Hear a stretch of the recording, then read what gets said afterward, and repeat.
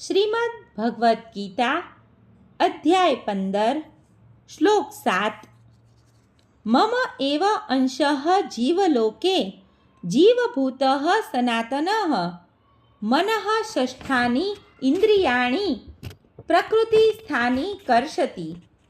અનુવાદ: આ બદ્ધ જગતમાં બધા જીવો મારા સનાતન અંશો છે.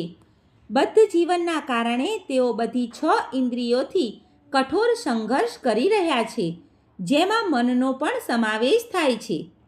ભાવાર્થ: આ શ્લોકમાં જીવનની સ્વરૂપાવસ્થા સ્પષ્ટપણે આપી છે. જીવ પરમેશ્વરનો સનાતન રીતે સૂક્ષ્મ અંશ છે. એવું નથી કે તે બદ્ધ જીવનમાં એક વ્યક્તિત્વ ધારણ કરે છે અને મુક્ત અવસ્થામાં પરમેશ્વર સાથે એક થઈ જાય છે. તે સનાતન રીતે અંશ તરીકે જ રહે છે. અહીં સ્પષ્ટ રીતે સનાતનઃ કહેવામાં આવ્યું છે. વૈદિક મત અનુસાર પરમેશ્વર પ્રગટ થઈને સ્વયં અસંખ્ય વિસ્તારોમાં વિસ્તાર કરે છે, જેમાંના મુખ્ય વિસ્તારો વિષ્ણુ તત્વ કહેવાય છે અને ગૌણ વિસ્તારો જીવાત્માઓ કહેવાય છે. બીજા શબ્દોમાં કહીએ તો વિષ્ણુ તત્વ એ તેમનો વ્યક્તિગત વિસ્તાર છે અને જીવાત્માઓ એ તેમના વિભિન્ન થયેલા વિસ્તારો છે.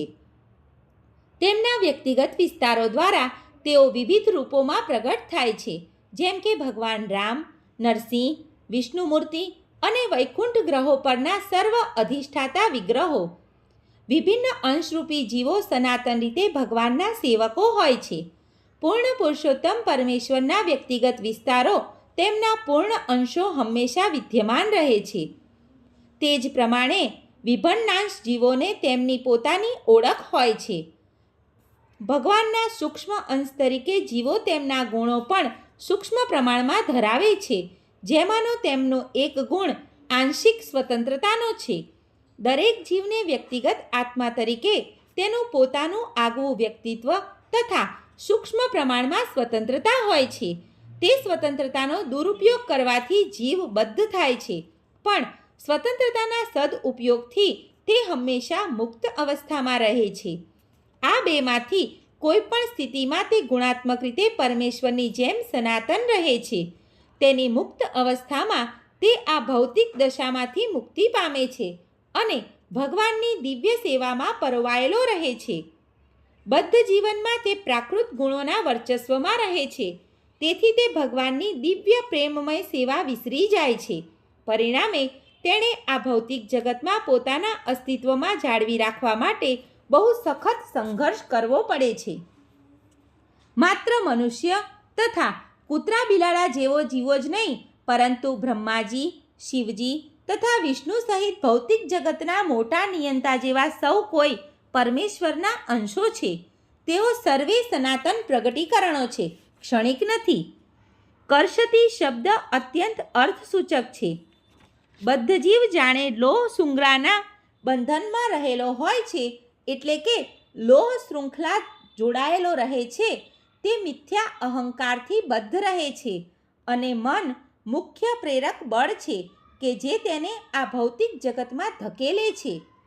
જ્યારે મન સત્વગુણમાં હોય ત્યારે તેના કાર્યો સારા હોય છે. જ્યારે મન રજોગુણમાં હોય ત્યારે તેના કાર્યો કષ્ટપ્રદ હોય છે અને જ્યારે તે તમોગુણમાં હોય ત્યારે તે જીવનની નિમ્નતર યોનિઓમાં ચાલ્યો જાય છે. પરંતુ આ શ્લોકમાં સ્પષ્ટતા થઈ છે કે બદ્ધ જીવ મન તથા ઇન્દ્રિયો સાથેના ભૌતિક શરીર વડે આવૃત હોય છે અને તે જ્યારે મુક્ત થાય છે ત્યારે આ ભૌતિક આવરણ નષ્ટ થઈ જાય છે, પરંતુ તેનું આધ્યાત્મિક શરીર તેના વ્યક્તિગત રૂપે સ્વયં વ્યક્ત થાય છે. મધ્યંદિનાયન શ્રુતિમાં આ મુજબ માહિતી મળે છે કે સ વા એષ બ્રહ્મનિષ્ઠ ઇદમ શરીરમ મર્ત્યમતિ સૃજ્ય બ્રહ્માભિસંપદ્ય બ્રહ્મણાઃ પશ્યતિ બ્રહ્મણાઃ શૃણોતિ બ્રહ્મણૈવૈદમ સર્વ અનુભવતિ. અહીં એમ દર્શાવ્યું છે કે જીવ જ્યારે પોતાના આ ભૌતિક શરીરનો ત્યાગ કરે છે અને આધ્યાત્મિક જગતમાં પ્રવેશ કરે છે, ત્યારે તેને ફરીથી આધ્યાત્મિક શરીર પ્રાપ્ત થાય છે અને આ દિવ્ય શરીર વડે તે પૂર્ણ પુરુષોત્તમ પરમેશ્વરને પોતાની નરી આંખે સાક્ષાત જોઈ શકે છે. તે તેમની સાથે રૂબરૂ વાત કરી શકે છે અને તેમને સાંભળી શકે છે.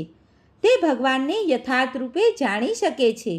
સ્મૃતિમાંથી પણ જાણવા મળે છે કે વસંતી તત્ર પુરુષાઃ સર્વે વૈકુંઠઃ મૂર્તયઃ.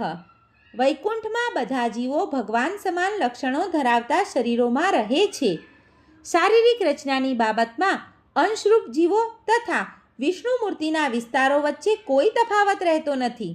બીજા શબ્દોમાં કહીએ તો પૂર્ણ પુરુષોત્તમ પરમેશ્વરની કૃપાથી જીવ મુક્ત થયા પછી આધ્યાત્મિક શરીર પ્રાપ્ત કરે છે. મમૈવાંશઃ શબ્દો પણ અર્થસૂચક છે, જેનો અર્થ ભગવાનનો વિભિન્ન અંશ એવો થાય છે. ભગવાનનો વિભિન્ન અંશ કોઈ ભૌતિક વસ્તુના તૂટેલા અંશ જેવો નથી. બીજા અધ્યાયમાં આપણે સમજી ચૂક્યા છીએ કે આત્માને કાપીને તેના ટુકડા કરી શકાતા નથી. આ અંશ ભૌતિક રીતે કલ્પી શકાયો નથી. આ જડ પદાર્થ જેવો નથી કે જેના અનેક ટુકડા કરી શકાય અને ફરીથી પાછા જોડી શકાય. આવી કલ્પના અહીં લાગુ પડતી નથી, કારણ કે અહીં સંસ્કૃત શબ્દ સનાતનઃનો ઉપયોગ થયો છે. વિભિન્ન અંશ સનાતન છે. બીજા અધ્યાયની શરૂઆતમાં પણ એમ કહ્યું છે કે દરેકે દરેક વ્યક્તિગત શરીરમાં પરમેશ્વરનો અંશ વિદ્યમાન હોય છે.